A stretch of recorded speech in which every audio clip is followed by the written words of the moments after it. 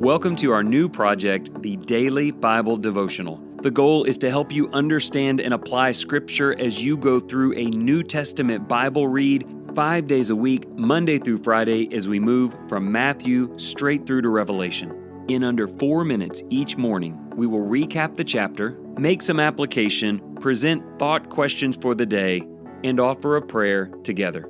I'm excited about exploring God's Word with you, so let's get started. Well, we're getting really close now, aren't we? This last 5 chapters, and we will have covered the entire 260 New Testament chapters, one each day. Thank you so much for going on this year-long journey with me. We're in Revelation 18 today. An angel descends from heaven with great authority, and the earth is illuminated by his glory. He declares the fall of Babylon, calling it a dwelling for demons and a prison for every unclean spirit. Babylon is condemned for her pride, immorality, and corrupt influence over the nations. A voice from heaven urges God's people to come out of her so that they will not share in her sins or plagues. Her destruction comes quickly, and kings, merchants, and sailors mourn her fall because she once brought them great wealth and power. Yet no one can save her. Babylon is thrown down with violence, never to rise again. Heaven rejoices, for God's judgment is fair, holy, and true. Her fall is a warning not to trust in earthly riches or corrupt power. This was the relief the martyred souls have been calling on for a long time. Trusting in wealth, luxury, and worldly power is a dangerous foundation for life. What appears secure and impressive can collapse in an instant. The world often values success, riches, and influence, but God sees the pride and corruption behind it. When judgment comes, those who gained from evil mourn their loss, not because of love, but because their comfort is gone. God calls his people to live differently, to separate from what is impure and temporary.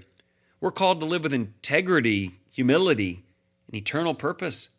Earthly riches will fade, but God's kingdom endures. Our hope must rest in him alone.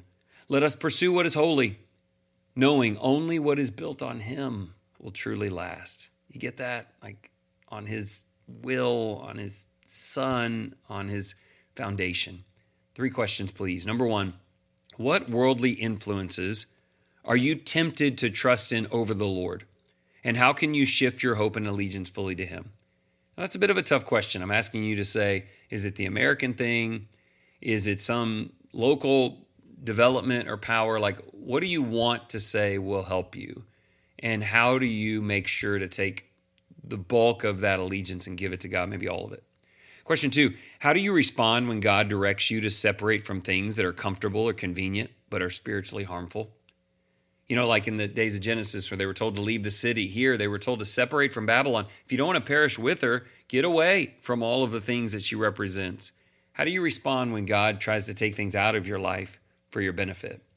Question 3, do you believe that God's judgment will remove all the evil powers of this world? I think that you probably do.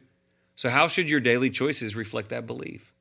If you believe God's going to do that, if you believe God will do that, how does that affect you, the way you fear or live in courage or your allegiance? Let's pray. Holy Lord, you are righteous in all your ways and worthy of all praise. You see through every illusion of wealth and power. Help us not to be deceived by the temporary glory of the world. Teach us to value what is eternal and to walk in purity and truth. Call us out of anything that pulls our hearts away from you. Give us wisdom to live with integrity and strength to turn from sin.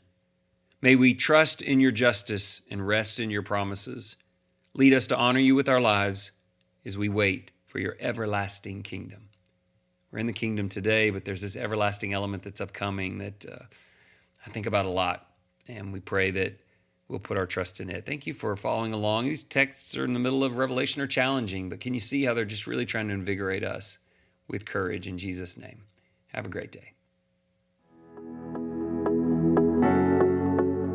If you find this content valuable, please share with others. And if you're looking to use this material for deeper study, you can order your own copy of the Daily Bible Devotional by clicking on the link in the show notes or just searching it on Amazon. I'm prayerful that our time together has been an encouragement to you. And remember, whatever you choose to do today in the name of the Lord Jesus Christ, excel still more.